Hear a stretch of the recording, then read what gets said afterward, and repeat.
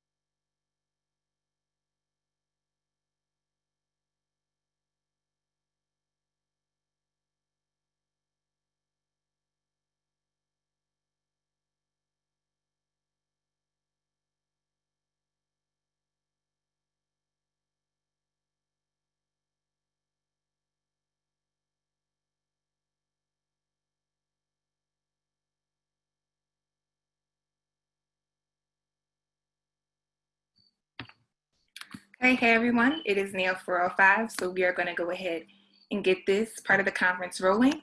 Welcome to the third session of the second annual Ruby Jones Conference on Race, Social Justice, and Civic Leadership. The Ruby Jones Conference is brought to you by sponsorship from State Farm Insurance, along with WCU's Dowdy Multicultural Center, Center for Women and Gender Equity, the Office of Student Leadership and Involvement, and the Center for Engagement and Social Impact. My name is Anania Jones, and I am a sophomore political science major and Spanish minor, and my involvements include being a part of the Black Student Union and working in the Multicultural Center. For those of you joining us for the first time tonight, this year, the Ruby Jones Conference Committee decided to frame our time together as focusing each evening on one pillar of the conference's need. Tonight's focus is on social justice, Who better to inspire us in that action and movement than Dr. Angela Davis? A few technical notes before we get started. The structure of our time together is a conversation, using many of the questions you all submitted prior to this evening. If you get inspired to ask an additional question, please include them in the option on the bottom of the Zoom webinar window that says Q&A. We will take a few of these additional questions later in the evening. If you are seeking extra credit for class, a link and a QR code will be shared at the end of the Zoom session for you to fill out the form to receive your extra credit. A celebrated activist, educator, and author, Angela Davis has been deeply involved in movements for social justice around the world through her activism and scholarship over many decades. Her work as an educator, both at the university level and in the larger public sphere, has always emphasized the importance of building communities of struggle for economic, racial, and gender justice. Over her illustrious teaching career, Professor Davis has taught at a range of schools, including San Francisco State University, Mills College, UC Berkeley, and Stanford University. Most recently, she spent 15 years at the University of California, Santa Cruz, where she is now a distinguished professor emerita of History of Consciousness, an interdisciplinary PhD program, and of Feminist Studies. Tonight, Dr. Davis will share her thoughts related to the parallels of racial and social justice movements of this past and present. She will join me and Dr. Cindy Alcidonis, the Senior Director of the Center for Women and Gender Equity here at Westchester University, in a conversation to inspire us here in our own community. Please join me in welcoming Dr. Angela Davis this evening. Dr. Davis, how are you feeling today?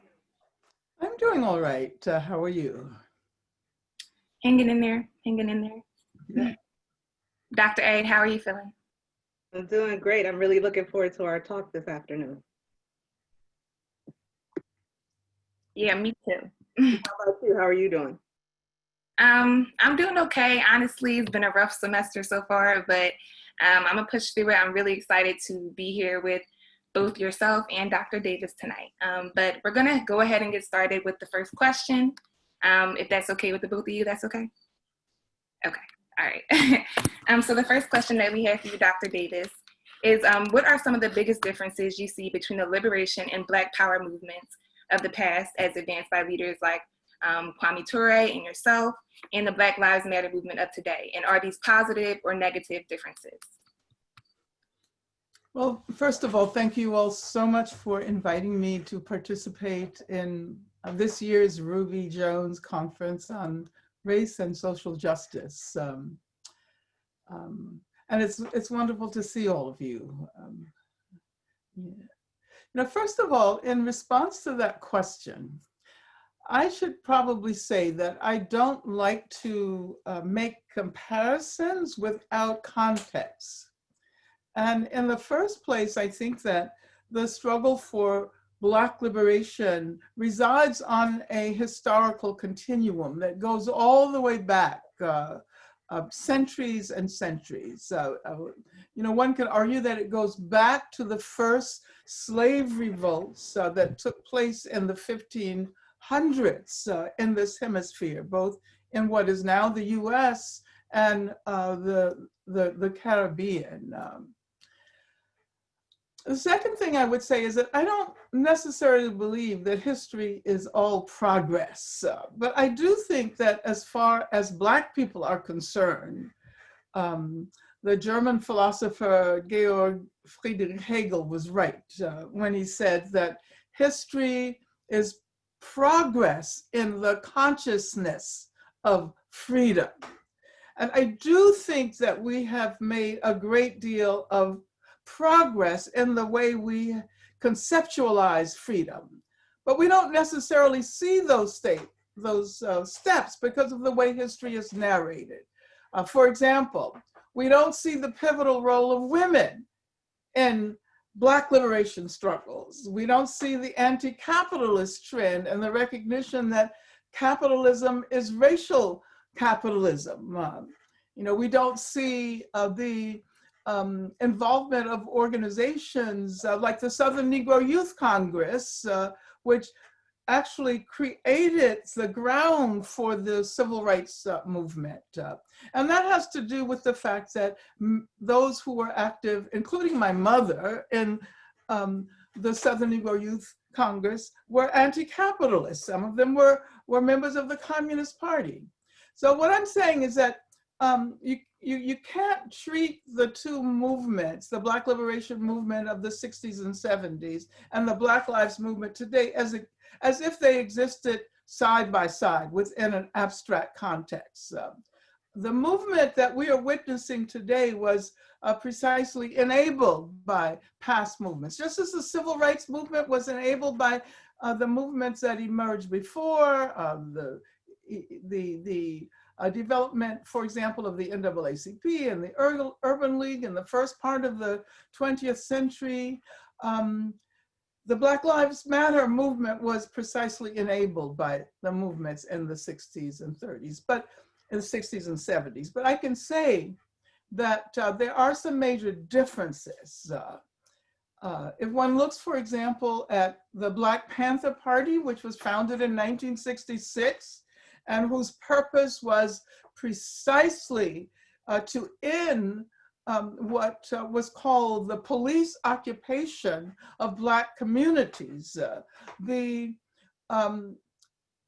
The strategy was to police the police, to patrol the police. And this was absolutely incredible here in the city of Oakland, where I live now. It gave rise to a consciousness of the part that the police play in promoting and perpetuating racism. Their approach was to patrol the police the police. And today, we have different demands. We're talking about defunding the police, abolishing the police, developing new ways of conceptualizing safety and security. And I wouldn't argue that one movement is better than the other. I would rather talk about their relationality and the fact that the Black Lives Matter movement would never have emerged without the contributions of the previous movements. So as I said in the beginning, I'd like to see the continuum on which both of these movements reside. Can I offer a follow-up question then, in sort of understanding the relationality between and the evolution of these movements? Are there some unique characteristics or features of this particular historical moment that you think are worth noting or us thinking about as we think about what our roles might be? Oh, absolutely.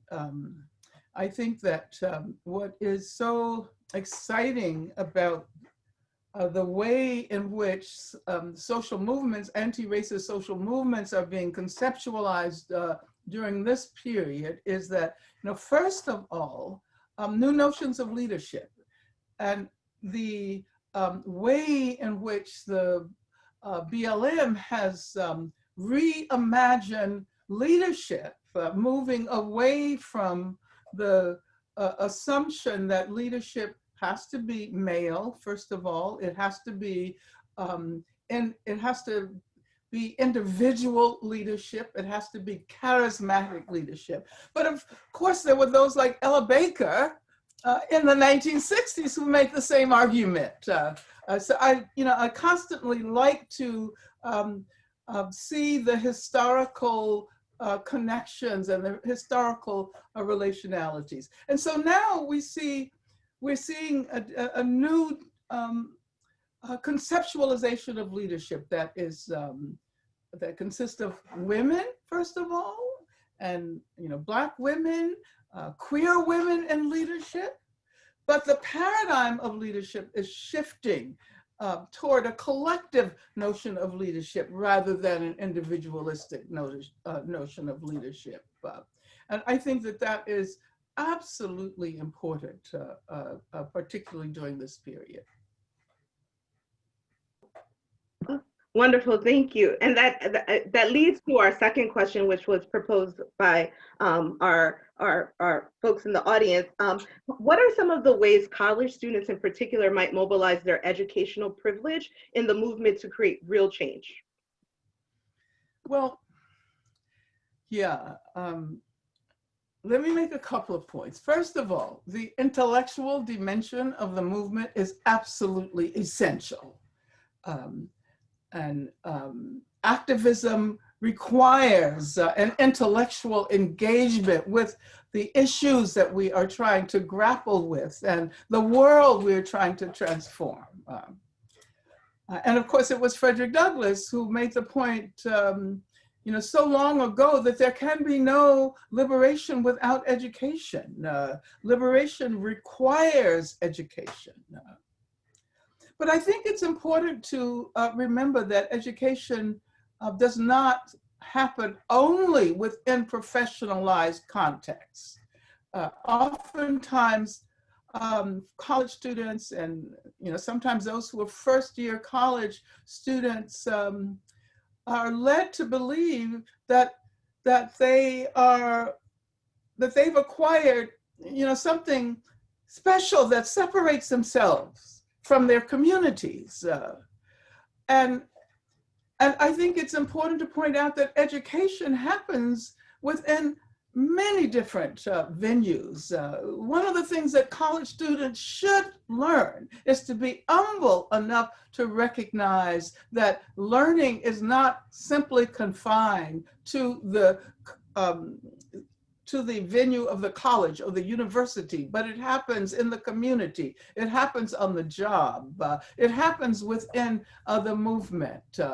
And so it seems to me that this kind of humility with respect to the meaning of knowledge can be very helpful, particularly because so much of what we think originates from the academy actually originates from elsewhere, from movements, from communities. So many of the terms that we use that are academic terms, for example, intersectionality, which is a feminist term, has its origins precisely in struggle. And so I think that it is important for college students to recognize the breadth of education, the capaciousness of education, and to be able to use what they have learned in order to further movements for radical change. Thank you. Yeah, I wholeheartedly agree. It's interesting because last night, I'm a part of BSU, as I mentioned, and the program for BSU last night was kind of around that topic, and we were talking about figures like LeBron James and how they're using their activism, and rappers like J. Cole, and whether or not, they should be people that we legitimately follow. And a big argument that was made was J. Cole said in a song, like, I don't read books. Or I don't know if he tweeted that or said something, but there was an argument that was made, like we can't, and I'm not saying I agree with this, but we shouldn't necessarily be putting our faith in someone who doesn't even read books. But that's just interesting that we talked about that. But a third question that was asked by the people in the audience. What's the best thing young people can be doing right now other than voting, even though voting is very important? November 3rd, y'all. Well, since you mentioned voting, maybe I should at first talk about voting because it's very complicated right now. I was looking at that debate. Usually I don't speak about the current occupant, but let me say that I was, if I had only followed my emotional reaction, I would have said, I'm not voting because I was not impressed at all with the way the Democratic candidate handled the issues, disavowing the Green New Deal and all kinds of other things. But at the same time, I think it is it's so important to vote. And I'm going to vote, and I'm going to vote for somebody I really don't want to vote for. But what I'm telling myself is I'm not voting for a single human being. I'm voting for our own capacity to continue to make change and to put pressure on whoever occupies the that office in order to guarantee that our movement can continue to transform society and history. So I'm going to vote for myself. I'm going to vote for our communities. I'm going to vote. That's the way I see it. And I think that for those who are thinking that voting may not bring about any change, they might be right, but we can bring about change. And so we have to vote for the expansion of our capacity to organize and do the work that really is going to transform history. And so I would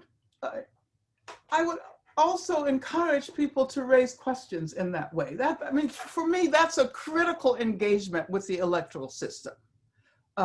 And even though as someone who has been involved in radical activism all of my life, I don't necessarily believe that the electoral arena is the best place for the expression of radical politics. But at the same time, without the electoral arena, we don't even get to do those things that in terms of organizing and demonstrating and all of that, that can make change. So that's a critical engagement with the electoral arena. I think that young people should learn how to raise profound questions about the world we inhabit. And in this sense, I think, especially now, young people should develop an internationalist consciousness. We are encouraged in this country to act as if this is the only part of the world that matters. And that is not true. There are amazing struggles happening all over the world. Some of the same issues. Brazil, for example, has the largest Black population outside of the continent of Africa. And if you think we have issues with racist police violence, look at what is happening in Brazil and learn to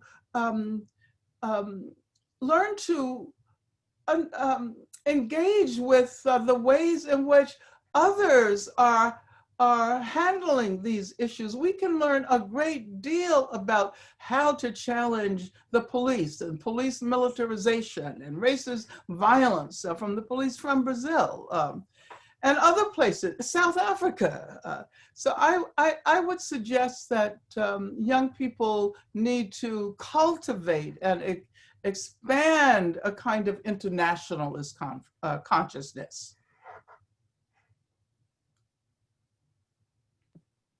So I'm going to ask a quick follow-up question to that point. Do you have some suggestions in terms of how folks might develop that international consciousness? And then the question that I was supposed to ask was related to what is the role of higher education, colleges and universities in educating students during this time period, specifically around topics of anti-racism?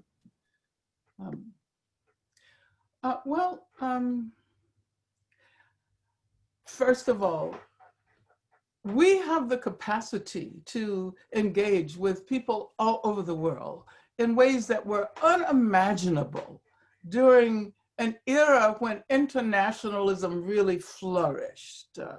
As a matter of fact, I can point out that when I was in jail many decades ago, there developed a vast international movement in Africa, in South America, in Asia, in Europe, in Australia. And that movement developed without the technological capacities that we have today. And of course, there were massive communist parties all over the world, and we did our organizing through snail mail, which young people today will find it absolutely impossible to understand. But if it could be done under those conditions, it can certainly be done with the capacity that we have to find out, what is happening in the movement against police violence in South Africa, or what is happening in Brazil. What are the organizations we should be connecting with? So I think that this is the way we should be moving at this point. And you said that that you wanted to ask about the role of colleges. Sure, I can reread that question. Okay. What role do colleges and universities play in disrupting and dismantling structural racism on their campuses and in their broader communities? Well, that's a huge question, and I don't think there's a single answer. First of all, though, I would argue that on college and university campuses, we have to push for institutional change. We can't assume that diversity is enough. We can't assume that inclusion is enough. Because these strategies of diversity and inclusion have been embraced without the institutions looking at themselves and examining what role does the educational institution itself play in perpetrating racism. So we have to look at the university, look at its history, look at its curriculum. And this is a process that is not going to happen overnight. It's easy to use these slogans like diversity and inclusion, and it's so easy to create an office and to hire someone who is the director of that office. I mean, that can happen literally overnight, and oftentimes institutions assume that they've done the work that they need to do once they get their diversity and inclusion office and their officer. But the work of transformation is going to take a long time. As I pointed out on many occasions, what we are doing during this period should have been done 150 years ago. It should have been started in the aftermath of slavery. And of course, we're dealing with the reverberations of colonialism, which means that we also have to ask deep questions about the predicament of indigenous people in this country. We ask questions about the university and about the relationship to slavery, but also about the ways in which colleges and universities exploited the genocidal assaults on indigenous people.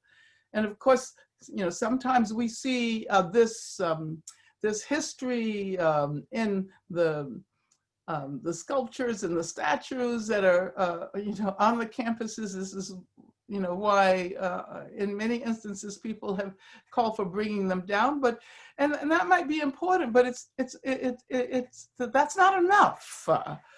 We have to understand how the history, how the institutionalization of education has been so imbued with racism. And this is going to take a lot of study, a lot of kind of meticulous work of changing structures and curricula, etc. It's not instantaneous. It's going to last a long time, but we have to begin that process and cultivate a sense of dissatisfaction with the university as it exists. And I say that administrators who are charged with the functioning of the university have to learn how to live with that dissatisfaction. Because if we don't cultivate that dissatisfaction, nothing will ever change.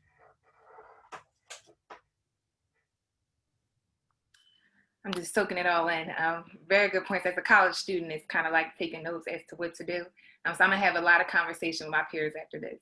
But another question, and I guess this is kind of going back to your whole really good point about us developing a transnational perspective. I'm a teacher, and I wish I knew their names so I could say it. I'm a teacher from WCU submitted this question. I find it difficult to get students to really understand systemic violence against Black, Latinx, Indigenous, and Asian people in the United States and around the world.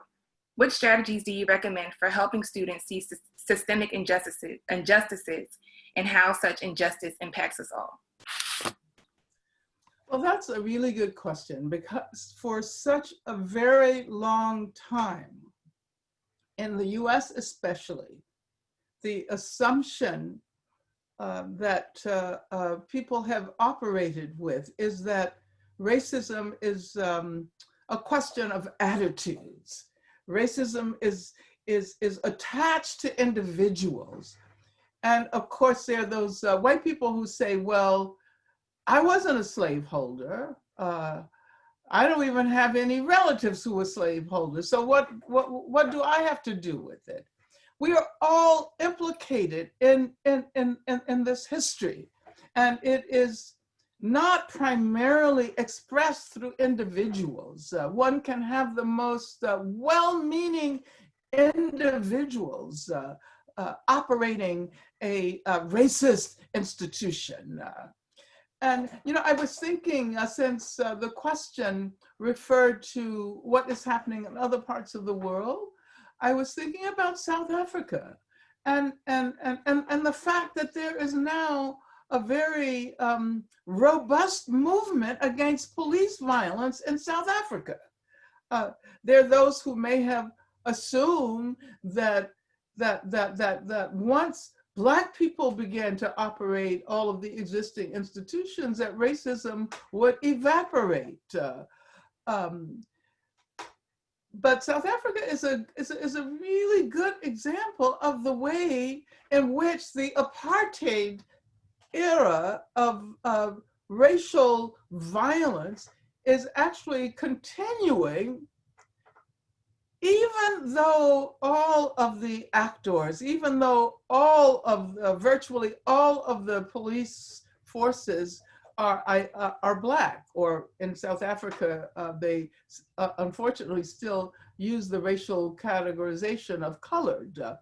And not too long ago, a young man by the name of Nathan Julius, I think that was his name, who was intellectually disabled, who had Down syndrome, who was killed by 3 officers, and 2 of them were colored and 1 of them was Black. The same situations that we confront in this country.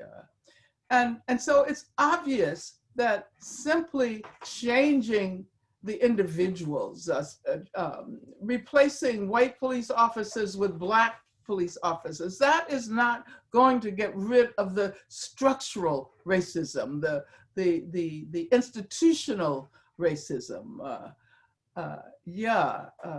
We have a long way to go on this. And I think it's so important to recognize the structural character, the institutional character, the systemic character of racism.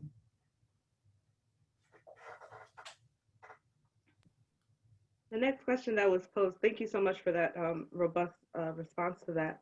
The next question that was posed quotes Mandela and says, "The struggle is my life." Can the Black person live freely without the struggle? Is there a time that the Black person would say that the struggle is over? Well, you know,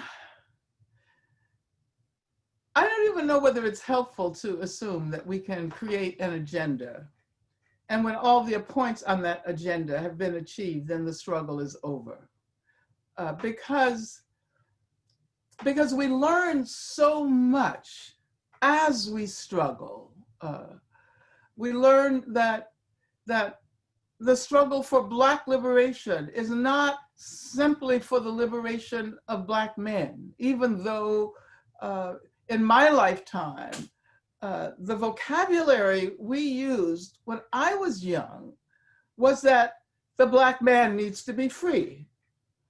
And I have said so many times, it's kind of ironic now that the most ardent activists who were out there calling for liberation were Black women who were calling for the liberation of the Black man, and not even recognizing, and I'm including myself in this, that we had to address issues of gender.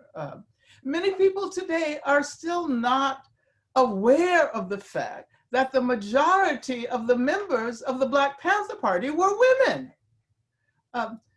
Because we tend to see the leaders and the leaders who are publicly known as the ones who constitute the movement. So we had, we could have, say we were able to free the Black man, but we left all of the other issues behind. The struggle would not have been over. And also, it's not simply about Black people. It's about Indigenous people. It's about Latinx communities. It's about Asian Americans. It's about Muslims. It's about poor and working class white people. And it's about queer people and trans people and disabled people and food justice and climate justice. So I can't imagine that any time in the next millennia that we will be able to say that the struggle is completely behind us. As a matter of fact, I mean, I think it would get kind of boring if we were able to decide at one point, well, there's nothing left to do. I mean, what would we do? I mean, there are always going to be struggles. There are always going to be ways in which we strive to become better at being human beings on this planet. And I didn't even mention the fact that human beings aren't the only ones who inhabit this planet. And so there's a whole new set of issues that has to do with animals. And then there are questions that we can't even imagine today. Just as 50 years ago, it would have been very difficult for an activist to understand why people identify themselves oftentimes in the 21st century with their pronouns. They would have said, well, what does that have to do with anything? But we understand how important gender has been, not only to the struggle for liberation and the struggle against racism, but it is important in the sense that trans activists have taught us that we can challenge that which is most constitutive of our sense of normalcy. And if we can challenge the way the binary structure of gender, then we can definitely challenge racism, and we can, definitely challenge misogyny.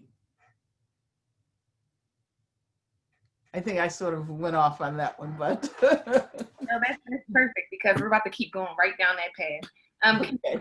The relationships between the struggles of liberation of Black folks, LGBTQ plus folks, and women across the world.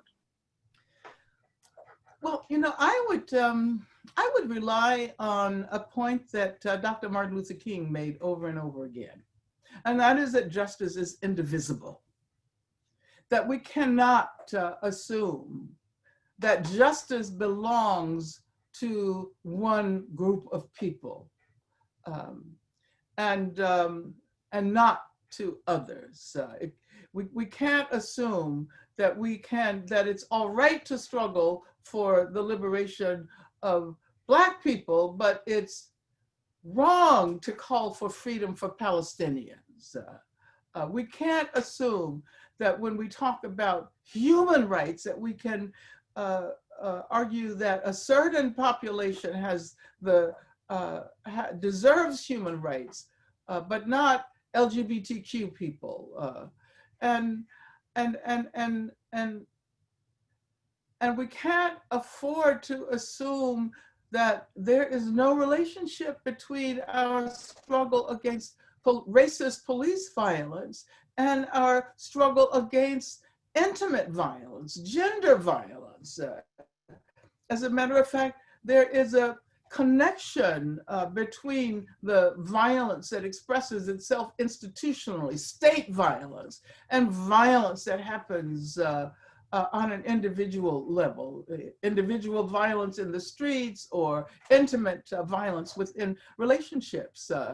And so I think that the thrust of the meanings of intersectionality uh, uh, is precisely that we try to understand interconnections and interrelationalities, that we're not, that we aren't content with looking at one issue myopically,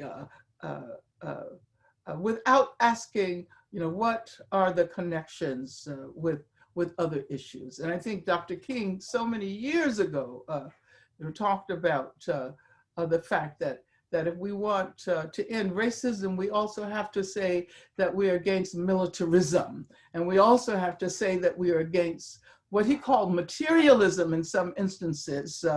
I translate that as capitalism, because it seems to me that what he was talking about was racial capitalism as well. Wonderful. Thank you so much for that. Our next question was posed prior to today, but also has shown up a couple of different times from the folks who have gathered here. And it's about how do you maintain your own mental health, but then also strategies that you might suggest for folks as we do this work of social change and civic involvement.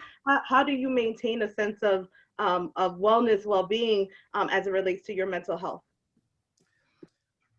Well, I mean, that's a really good question. And I kind of I'm a bit sad that it took us so long to recognize that these issues of mental health and self-care and acknowledging the many issues that activists have to grapple with as they struggle is something that has only emerged most recently. And in response to the question about the difference between the Black movement today and the Black movement in the 60s, I think this is another major movement, another major difference in the movements that young people today have, especially young feminists, have recognized how important it is to engage in care of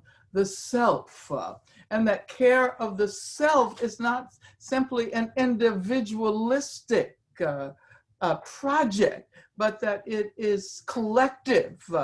We should all be concerned about the physical and mental and spiritual health of our colleagues and comrades. I had the good fortune back in the 1980s to be asked to join an organization that was founded by Billy Avery called the Black Women's Health Project. And today it exists. It's called the Black Women's Health Imperative. And so that was the first time I think I really began to understand the relationship between our health, our physical, spiritual, mental health, and the work that we are doing. In many ways, what we try to do as we struggle for a new world, a more equitable society, a society without racism and patriarchy and homophobia and transphobia. We have to try to model that as we struggle. And if we model that kind of activism, that means that we have to be aware of the centrality of, I would say, mental and spiritual health, because I think both of them are absolutely essential. And so what do? Well, I do a lot of things. I try to do things that bring me pleasure.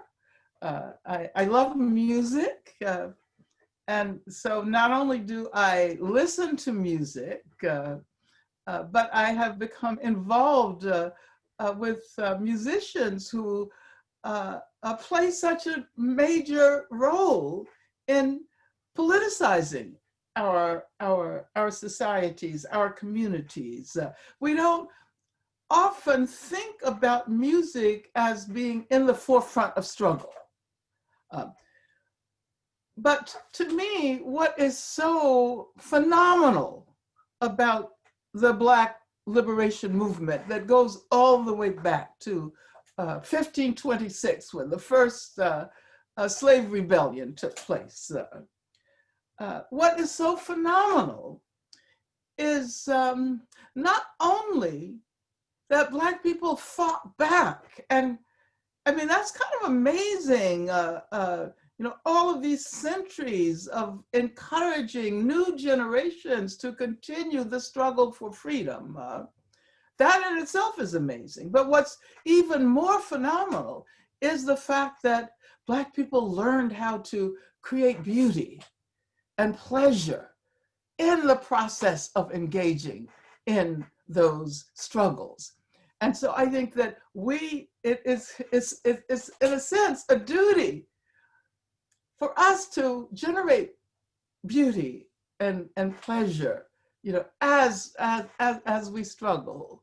So I do that, but I also do a lot of physical things. I practice yoga. I do Pilates. I walk my dogs. So I have a whole repertoire of things that help me center myself, and center myself not only as an individual, but center myself in connection with my comrades and colleagues. So yeah.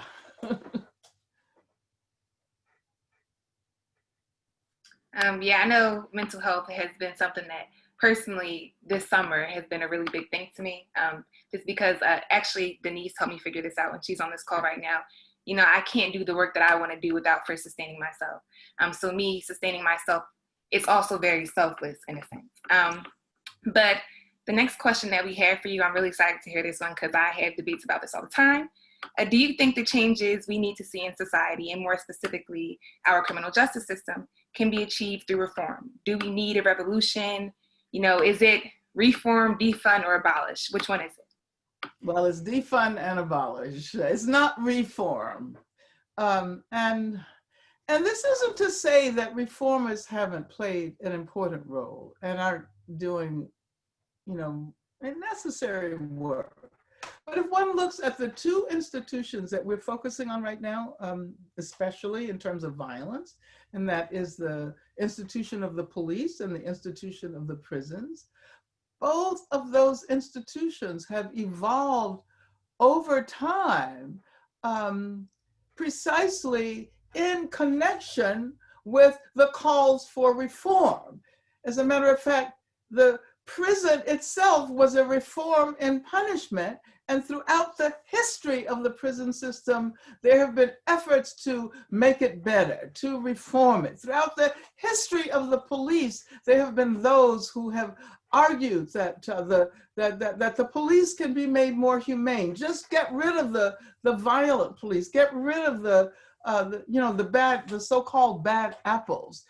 And it seems to me that reform has become the glue that has held these institutions together, and that has precisely been responsible for the permanency of these institutions.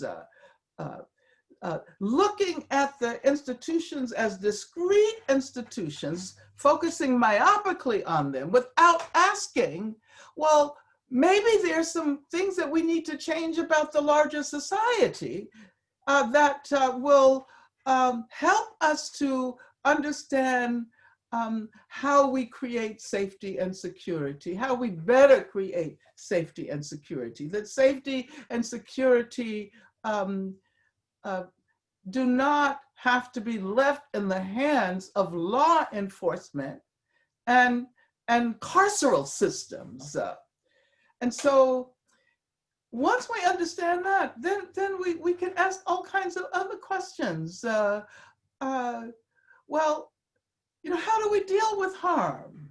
Why is it that we assume that the way in which we address someone who has harm someone else is to do harm to them, and therefore perpetuates that whole cycle. Perhaps we can ask, well, why is it that the police are sent out to address so many questions that don't have anything to do with law enforcement? Why are armed human beings dispatched when a Black woman is having a psychiatric crisis? But that means that she's probably going to end up dead. The young man in South Africa, in Soweto, I mentioned, who was shot, he had Down syndrome, and he was treated by the police in the only way they know how to treat people, that is to say, the use of violence. So we have to, ask, what do we need? What would make our society rely less on police and prisons? If we had housing, if we had better schools, if we had gratifying jobs, if we had accessible health care, mental health care. So then that asked us to transform the larger society. And those are the questions I think that we need to confront. A follow-up question that I see both in the chat and that I have here. What does a post-prison or a post-police society look like? Well, okay, I was just actually referring to the fact that it is the larger society that needs to change. The point of abolition is that the larger society must be transformed. And if we can't, and so that we shouldn't be able to imagine a larger, we shouldn't be able to imagine a pro-prison, a post-prison society as being everything that it was prior to the extraction of the institution of the prison. And so therefore it's not about the footprint of that institution. It's about asking the question, what would we have to do in order to guarantee that our society relies less on these forms of institutionalized violence like police and prisons? We would need education, as I said before. It was just the same answer that I gave to the last question. We need accessible housing. We need to think about healthcare as a human right, and not only physical healthcare, but mental healthcare as well. Jobs, we need housing, we need accessible housing. Then if we were able to solve the many problems that lead to the channeling of people along trajectories that push them in the direction of prison, like we talk about the school to prison pipeline. There are also many other pipelines. There's a poverty to prison pipeline. There's a homelessness to prison pipeline. So if we were able to address those issues, then I think we would be in a much better situation to talk about a different kind of justice, transformative justice, restorative justice, in order to address the harm that is committed. Thank you so much. The next question was posed to us again previously, but also in the chat. I like the phrasing of the chat, so I'm going to use that one if that's okay. And it's about the relationship between generations in social movements. And so this person asks, how do we tell the truth to young people and young adults about racial capital, the truth about the burning earth, and balance that with conceptions of hope?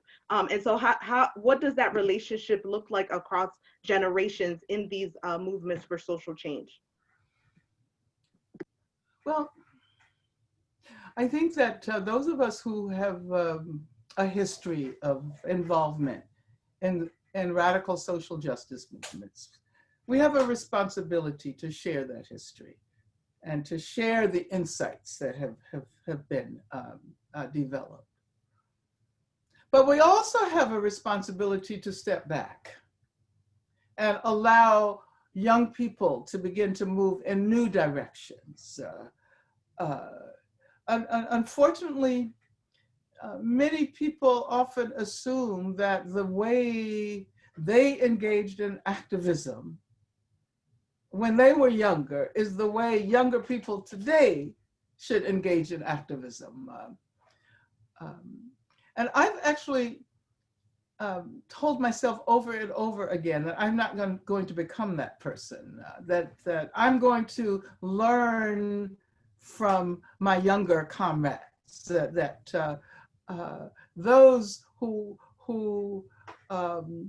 are literally fighting for their own futures have a great deal to teach those of us who have fought for our futures, now inhabited as the present of those who are younger activists struggling for a better world. Intergenerationality is absolutely important. I think that that no struggle should be without that dimension of intergenerationality, which involves the different generations adapting humble attitudes and learning from each other. You know, what I find so inspiring is the fact that issues that caused me a great deal of distress and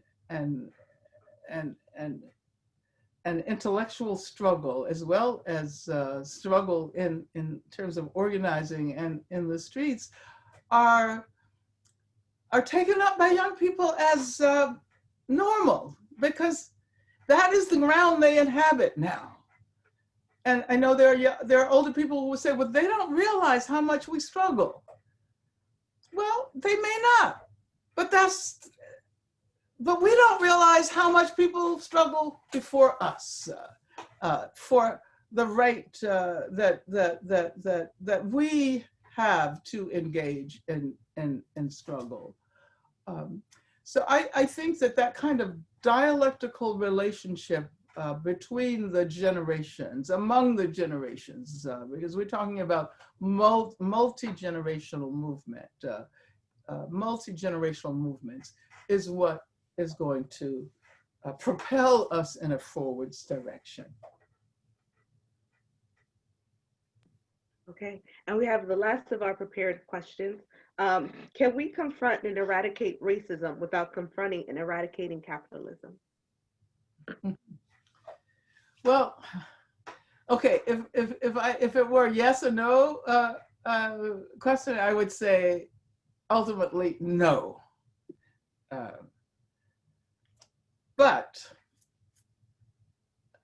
we also have to recognize that capitalism is not going to come down tomorrow. And that should not keep us from continuing to struggle against racism. Capitalism is racial capitalism. And this is something that maybe we should repeat over and over again, that capitalism emerged as a result of colonialism and slavery. And that capitalism has always exploited racism, used racism, expanded racism. And so what we're talking about, I think, is developing ways to subvert, undermine, and weaken capitalism. This is the meaning of recognizing the structural nature of racism. When we say that we are challenging systemic racism, institutional racism, structural racism, it is challenging the ways in which capitalism has been responsible for embedding racism into the very operations of society. I do want to say, because there's some people who are reductionists who argue that, okay, well, the most important thing is to get rid of racism. I mean, the most important thing is to get rid of capitalism. There are people who say both. Uh, uh, and I don't think we can get rid of capitalism without getting rid of racism. And we can't get rid of racism without getting rid of capitalism. So the important point here is that we need to continue to cultivate a deep consciousness of the ways in which racism aids and assists capitalism, as it even in this era of global capitalism, we can argue that what we call the prison industrial complex is a product of global capitalism. And capitalism in the neoliberal era, when the public good is completely basically eradicated. And therefore, the prison becomes a place to deposit, all of those individuals who no longer have access to jobs and health and education. So rather than solving the problems in the society, just put those people, put them in a trash can, and the trash can becomes the prison industrial complex. So I think that it is so important to encourage that kind of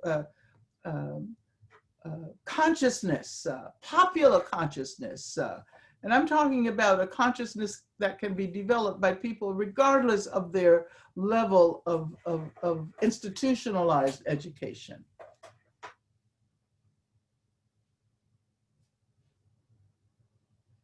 Thank you. Thank you so much.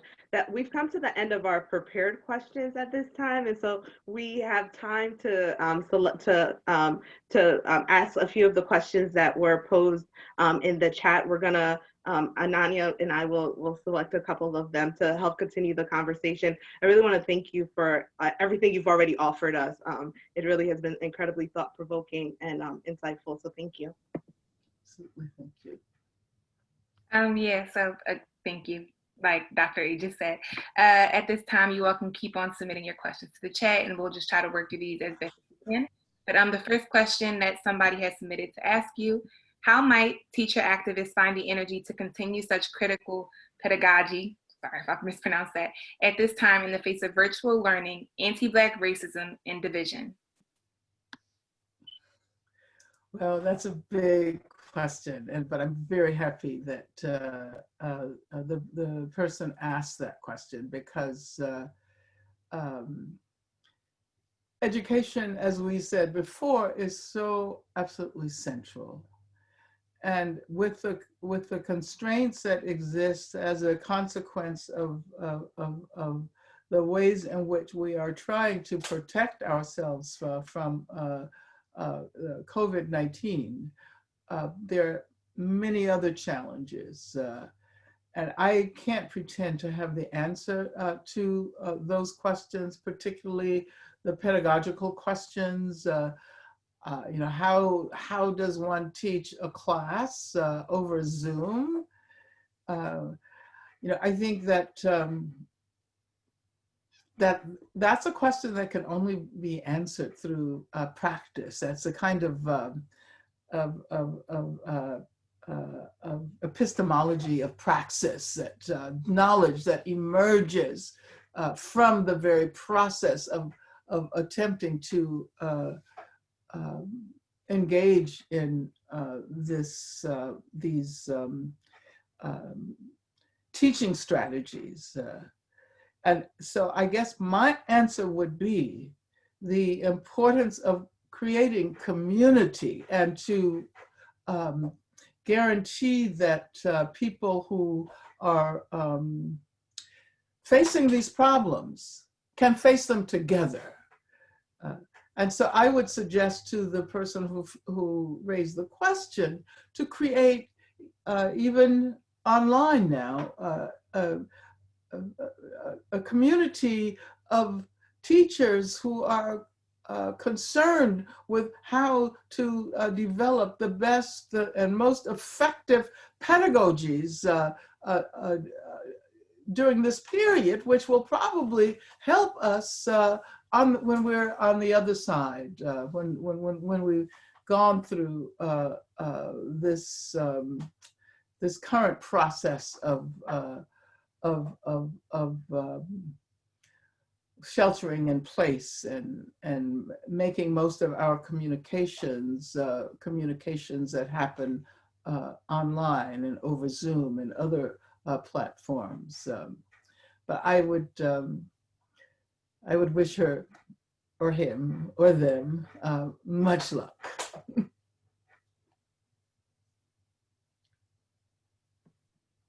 Thank you for that. The next question that we have is, given how deeply pervasive and structural the problems are, white supremacy, anti-Blackness, etc., what has sustained you most over the years? How has the hope you have held on to, that the hope being that transformation is possible, evolved over time? Well, I think what has helped me is that I have always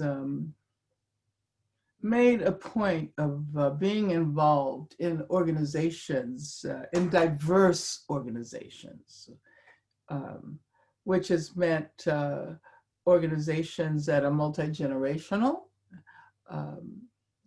multiracial. I have organizations that have involved academics and people in prison.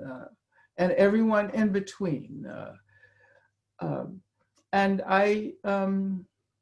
but I think that that hope for me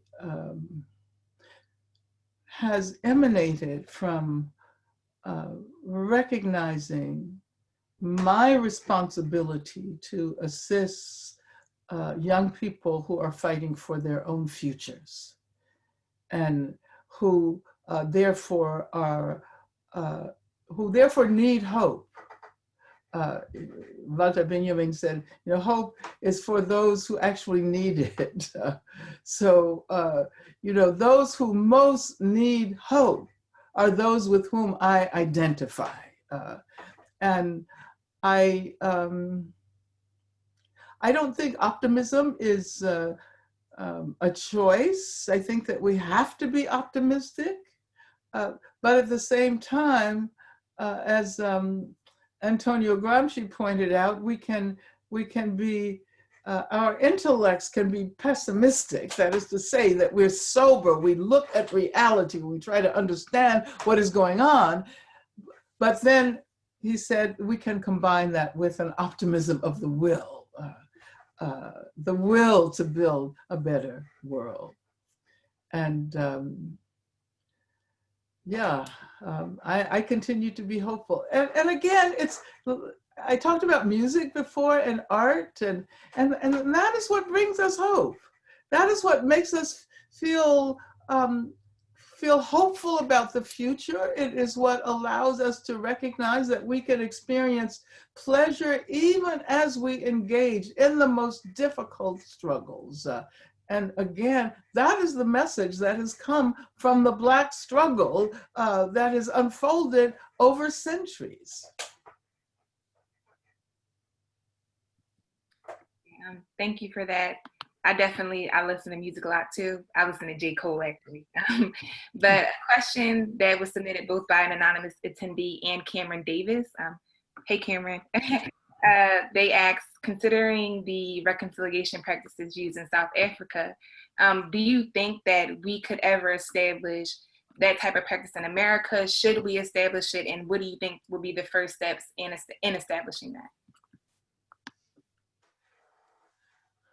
Well, the Truth and Reconciliation process, which was a really revolutionary way of addressing the situation in South Africa, has inspired people all over the world.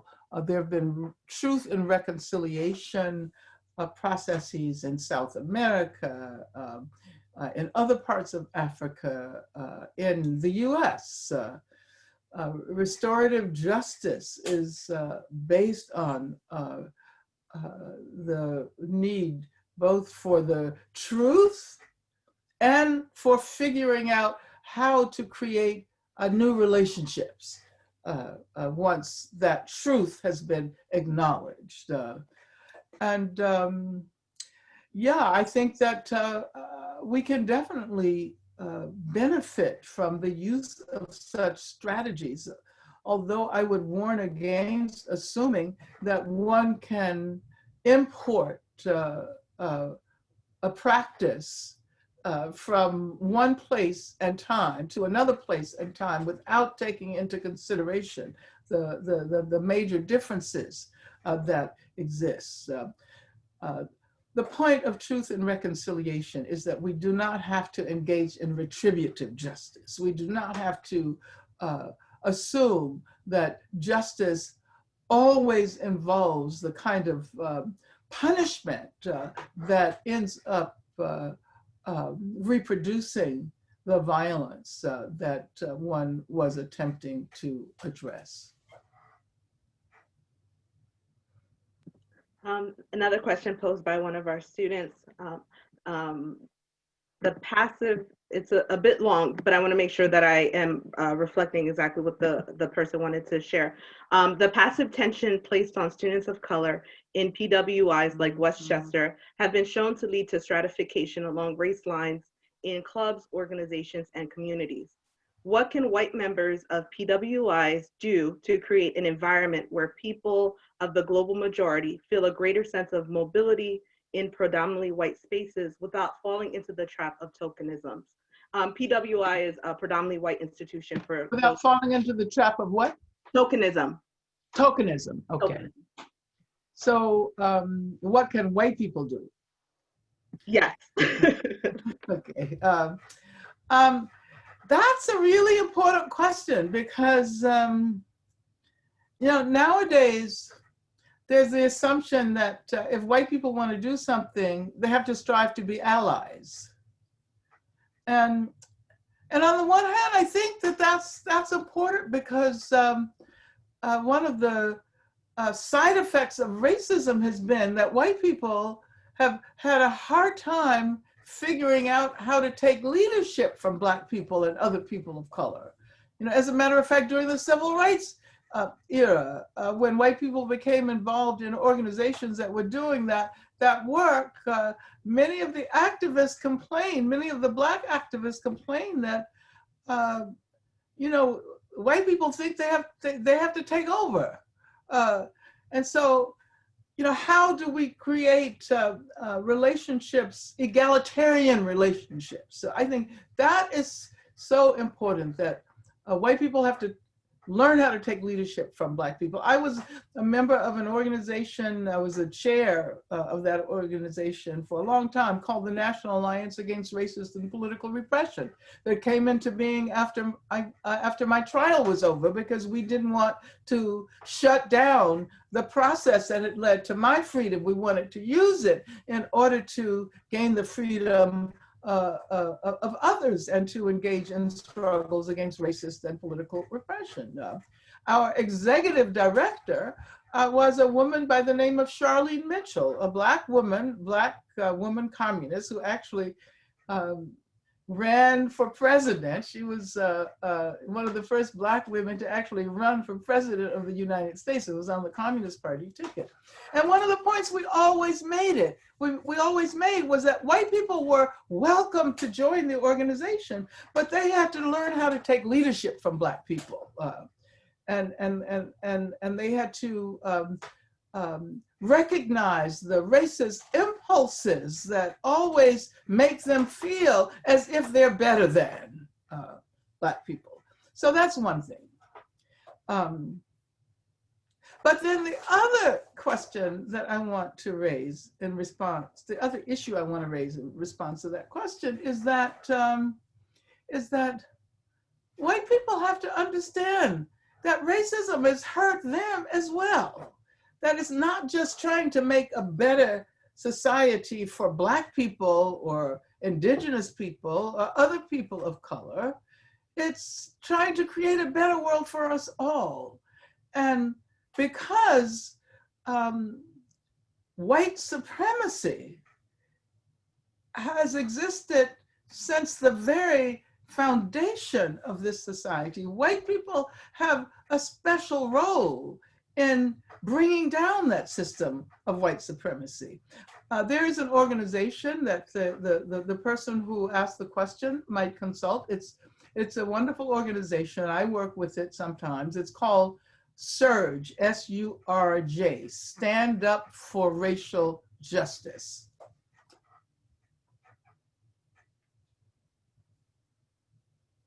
Okay, thank you for that.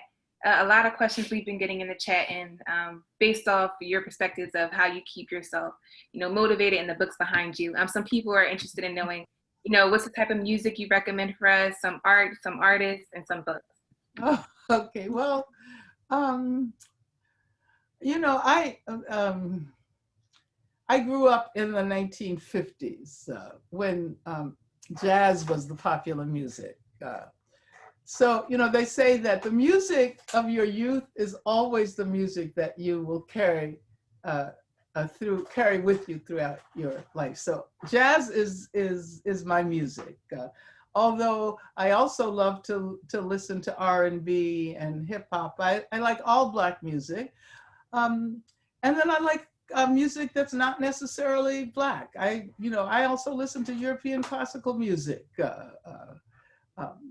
But I do want to suggest that there's a wonderful album, and on a lot of the Zoom programs, I've tried to mention this album because it was done by one of my closest friends, who is a jazz drummer, and her name is Terry Lynn Carrington.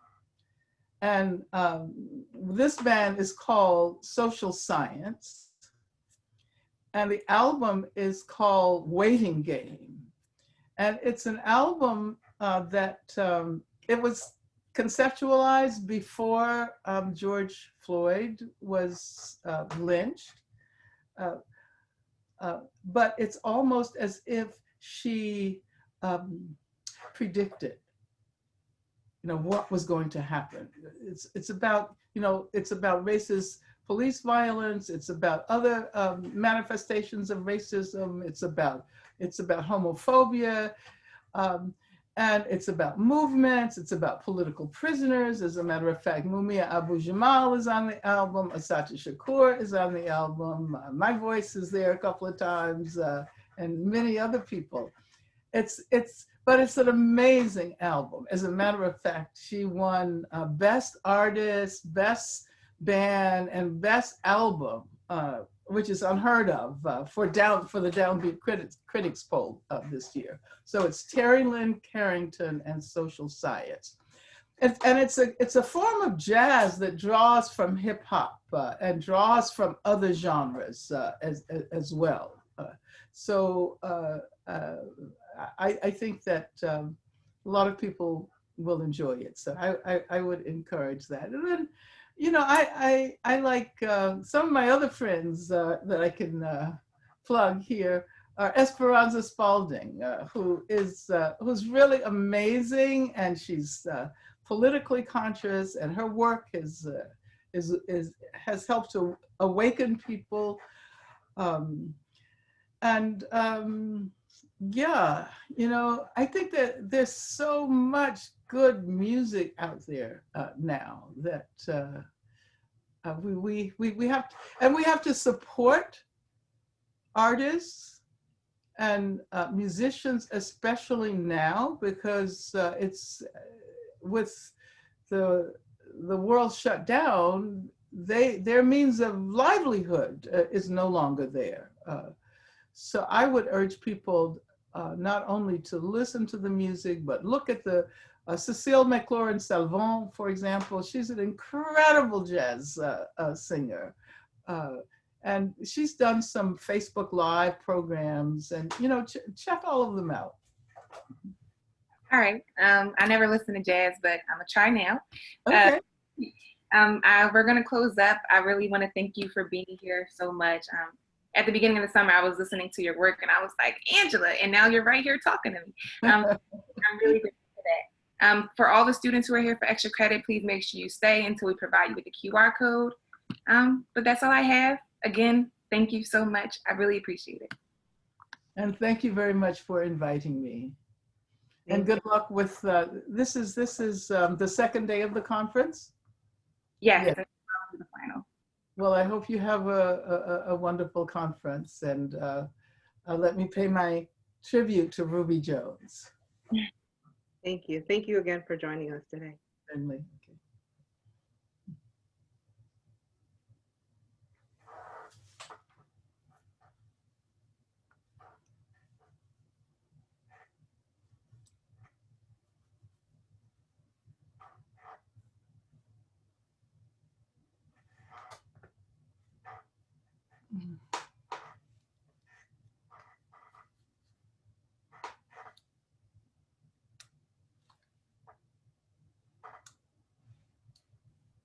The QR code is now up for anybody looking for extra credit.